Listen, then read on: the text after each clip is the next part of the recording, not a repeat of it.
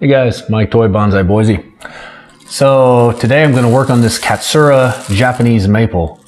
The last video I did on this, which was, I want to say like mid-summerish of 2020. It is now March of 2021. What I was doing was kind of an emergency repot because I had seen some black spots on the trunk here. Hopefully I can zoom in and you can see that. And so I thought maybe it had some kind of fungus or mold or disease or who knows what, coronavirus. And so I repotted it. The black spots didn't get any worse. They just stayed black spots, same size and everything. I didn't do much root pruning. I think I just barely shaved off a little just to fit it in this pot. It's due for a better root pruning and some new soil. So I'm going to do that now, and I'm going to trim some of these branches back a little bit. I'm not going to capture the whole thing on video this particular time because I'm not really going to be too meticulous and do too much analyzing on it. I'm just basically going to trim it up, repot it. But I wanted to, if nothing else, just give you an update on it because I know it was in bad shape when I did the last video. So it did survive, at least I think. I mean, I still see buds on there. Yeah, I still see buds on there. Had to double check for a second. So it did survive and, you know, it's alive now. So wanted to give you an update that it survived and it's alive. Does it have some structural flaws with the branches? Sure does. Am I going to address all those today? Sure not. I just wanted to gain its health back first. So I'm going to do just some basic trimming and repot, and then I'll do that, and then I'll turn this back on and show you the end result, and just so you know how it's doing, and then we'll see how it goes from there. So I'm going to get dirty now. I'll see you in a few minutes.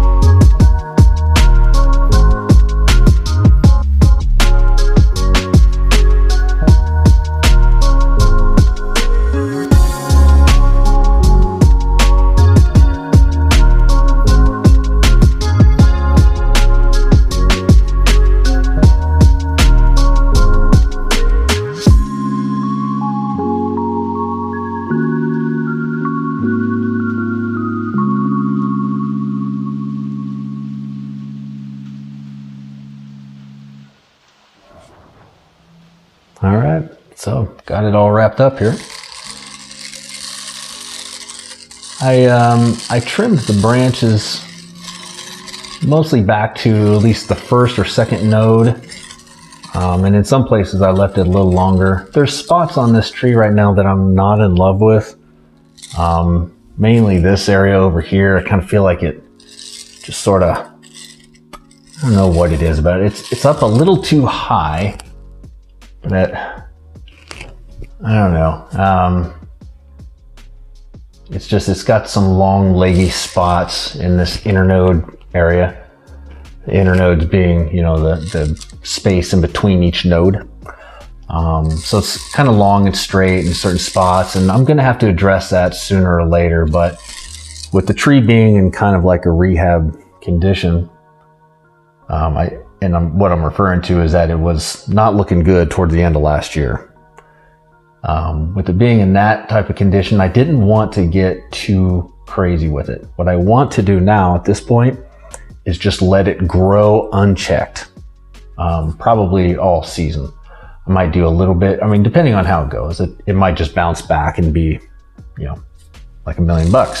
And then I'll just prune it back down and do the normal thing. But I think what I want to do is just let it grow unchecked all year and just let it gain a lot of its vigor back and a lot of its health. And then I can get in there and do a little bit more structural pruning. I've got some areas like this goofy guy here. I have a love-hate relationship with that because it's just so weird. But it's got, you know, there's still a couple spots like there, for example, where we got 3 branches growing out of one spot. Felt like if I took care of that, it was going to leave a little kind of bald spot.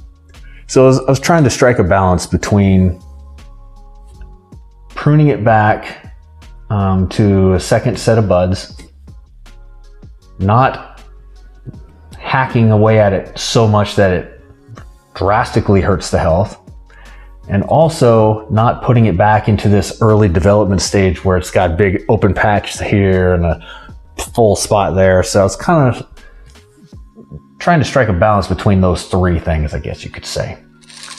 But it did have lots of roots. It had a full set of roots in there, and I've been working on the root flare at the bottom, the Nabari, for the past couple of years. I've been sticking some rocks in between where the roots sort of go out like that. I know it breaks every single rule in the book, but I like it. It's kind of like doing a root over rock, but in a different way. So I'm going to keep going with that. So I'm going to zoom in here and give you a close-up look real quick. All right, so here's a quick inside look at the tree here. So you can see down here where I've been sticking these little rocks. Just zoom in a little bit more here. There we go. Hopefully you can see that all right. So, like I said, it breaks all the rules because, you know, you got your trunk coming down and then the trunk comes off into this big, basically an aerial root out this way, and then an even bigger aerial root out that way. So my choices when dealing with this, let me see if I can get a little more light there. There, that's better, I think. My choices with these were to either do something like this or to bury it in soil up above that mark, which would have given me like this much trunk, you know, in the soil, and then the roots are down below that. Didn't want to do that. Or doing something like this, some kind of root over rock deal. So I thought, you know, I'm just gonna stick with what I've been doing and do this root over rock thing. Now that I messed it all up, it's gonna take a little bit for that to take hold, I think.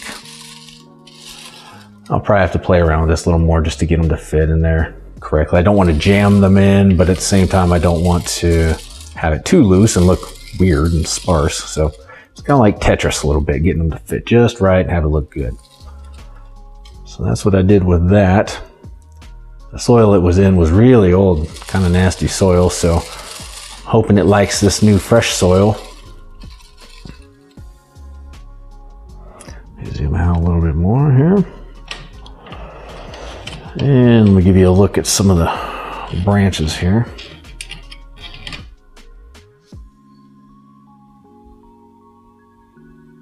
So it definitely has some structural flaws, some of which I'm okay with and some I am not. So this is the front here, right where this big pruning scar is there.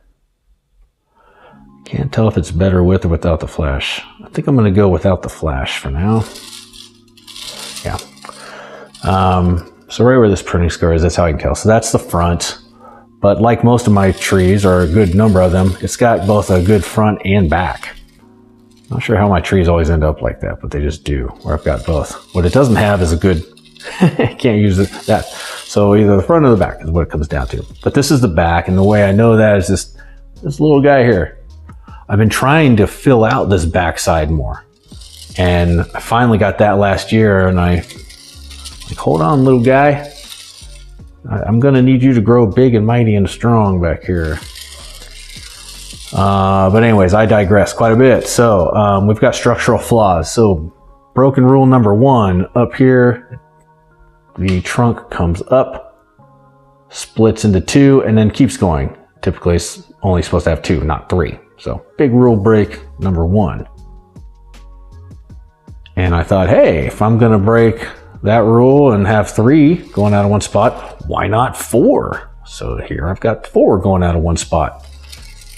And from that point, I start to sort of follow the rules a little bit better. And there's a couple spots where there's 3 or more coming out of one location. But for the most part, I got it down to about 2 branches per location. Back here is the area that I was saying I'm not super happy with, and this gives you a little bit better look. See how long and straight it is right there? Let's see. Sorry, I'm kind of winging it here on the zoom. But yeah, so maybe I give you a better idea. It's just long and straight from here, just straight out. But I wasn't quite ready to lose it just yet. I just trimmed it back for now, and I'll readdress it later. Otherwise, I think it's going to be okay. I didn't trim a ton off the roots. I just sort of, I mean, it had wrapped around a few times, so I got rid of those, and then I just trimmed it back maybe an inch or 2 in, took some of the roots off the bottom, and left it mostly intact, as you saw, other than that. So yeah, anyway, that's it. Oh, real quick here. Give you a look. See the little dark spot there? That's what had me concerned last year. Right there. So it hasn't gotten any worse. It's just stayed the same like that. And I think there's one on the back too. Little tiny spots of it, but not as bad as this front. Yeah, these Japanese maples have a certain type of fungus and bacteria that they are susceptible to, and that's what I was afraid happened. So I did this emergency repot last year, and who knows, maybe I stopped it, I don't know. You can see some wiring scars here too. See these wiring scars? That's from 3 years ago. That's how long it takes for those to heal over. So don't be like me. Keep an eye on your wires and take them off in time, because otherwise it'll scar up your branches for a long, long time. There it is. Let's zoom back out now. So there it is. So, yeah, nothing groundbreaking, nothing too crazy or drastic, just a little update on this guy, and repotted it into some new fresh soil, gave it a little branch prune, and now hoping for the best here coming up on spring 2021. Wish me luck on this guy. I've had him for a few years and I really like him. As goofy as it might be, I'm going to call him yet another ugly duckling. I have a lot of ugly duckling trees. Someday they'll be swans. But hope you like it too, in its own weird, goofy way. If so, please click like and subscribe, and you can see updates on this one and on some of the other ones, and you can go back and see some really early ones on this too. I think this is one of the first videos I ever made was on this one, I think. So anyways, appreciate everybody who does. Leave me some comments on this Katsura Japanese maple if you have any good knowledge on them. I'd love to learn more. But that's it for now. Enjoy the rest of your night.